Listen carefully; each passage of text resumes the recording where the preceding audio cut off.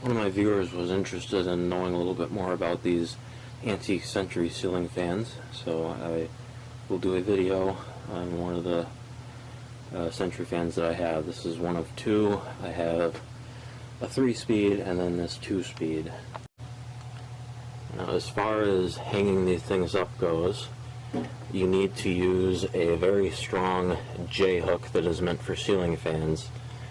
I got a couple of these off eBay that were labeled as antique ceiling fan J-hooks because these fans are extremely heavy and you cannot safely adapt these to the modern ball and socket type mount that modern ceiling fans use. These are just way too heavy.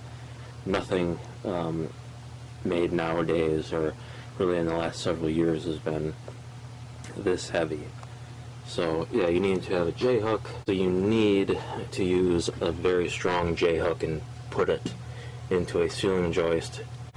And I would recommend screwing it in all the way so there's no threads exposed because you don't want this thing falling at all. So that's how you mount it. It just goes on a J-hook. And these use a double threaded down rod. This end is threaded and it screws into this piece right here, and then this end is threaded and screws into the fan motor. And if you want to take off this top cover, you loosen this set screw and it will come off. Of course, you'll have to remove the down rod so it can come off of there. Now the switch for this fan is actually up in here. The switch knob, which is right here, just screws on to a rod, and that rod goes all the way up through it to there, and then you can see the speed coil right there that controls the speeds. This is the oil cup right here, and to take this off, what you do is you unscrew the switch knob. All it does is just screw onto this rod here. So now the switch knob is off. My other one has a different style knob, but it goes on the same way. So as far as the end cap goes, I don't have one with either of my fans, but you would just put that in here and then screw the switch on and that would hold it on. And these screws here, there's 4 of them. These are just for a light kit, so if you take these out it's not going to drain oil. To take the oil cup off, you just unscrew it. I have to hold this with 2 hands because the top of it is spinning. This is the rotor right here, that's what the blades connect to, and that's what spins. So let me start unscrewing this. Maybe I can do it without. No, I can't. It's unscrewing from the down rod. Let me start this off camera.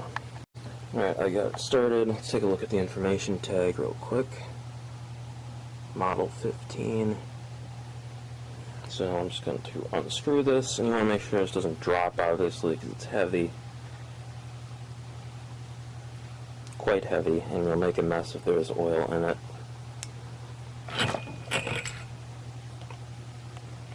Alright, and here is the oil cup taken off. As you can see, I have it about half full with oil, and this tube is where that switch rod goes through, and that's where the wiring would go through if you put a light kit on this, because that area where the screws are is a separate compartment. Now you can see the bearing assembly. These have a combination of a ball bearing which supports the downward weight of the fan, and then in here this is a sleeve bearing, and there's a spiral groove that pulls oil up when this thing is spinning.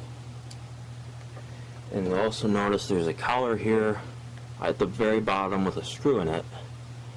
If you want to remove this rotor, what you do is you loosen that screw right there. Sorry, it's not really focusing. And you would unscrew this collar, and then everything comes off, the bearing and the rotor. You have to be careful when you're doing that because this rotor is really heavy. So just hold this rotor up while you're unscrewing that, and then you can remove it. I had to do that with one of them because it was really stiff and wouldn't spin right. I had to take the rotor off and get oil on that in that sleeve bearing. So that's one thing that if it's not moving very freely, then you might have to do that. This rotor It has a little bit of up and down play, which is fine. If that collar is screwed on too tight, this might bind, so it's normal for there to be a small amount of up and down play on there.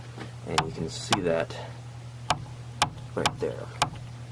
That's not going to hurt anything. Just make sure that's not loose. It's screwed on a good amount, and make sure that set screw is tight. I have synthetic oil in this just because that's what I use in everything, or well, most of my stuff. This oil was purple, and as you can see it's kind of dirty now, so maybe you want to change the oil a few times until it starts getting clean. But this one spins pretty freely. I'm going to start it up real quick without the blades on it.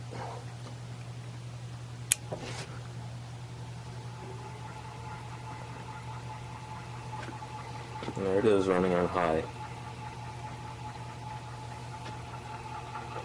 And there's low. And off. It should take a decent amount of time to come to a stop even without the blades on it because of how heavy this rotor is.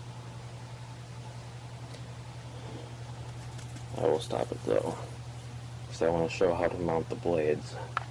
One thing I should mention before I mount one of the blades on there is be careful with the wiring in these. The other one that I have, I hooked it up. It ran fine the first time, and then the second time I gave it power, it tripped the circuit breaker. There was a dead short in the wire going through the down rod into the fan, so I had to replace that. Here are the 4 bolts that hold the blades on. These bolts go into these holes. And you'll notice that there is a smaller hole there, and that's for the peg that is supposed to be in part of the blade. So, alright, so that's where the bolts go. Take this out. I'm going to put one of the blades on, or I'll show the blade first. Alright, here's one of them. And you can see that little peg that I mentioned right there. It'll ever focus. And that is basically to keep the blade in line, and then the bolt goes through the large hole. Now, a lot of these, the pegs are broken off. I'm trying to get to focus it again. So you just have to make sure it's in line properly and tighten the bolt good so it doesn't come out of line. I got several blades with broken pegs, and it seems to work just fine because I've run these fans with the blades on down here several times, and they never seem to go out of alignment. Both of these are really well balanced. Let me put the blade on so you can see how it mounts. Alright, got one of the blades on. And you can see where the bolt goes through, and the peg is supposed to keep it in line at the end of it. That's what it looks like when it is lined up properly. I know the lighting might not be the best, but that's how it's supposed to be. And make sure those bolts are nice and tight. If you have any more questions about this fan, let me know and I'll be happy to answer them. Thank you for watching.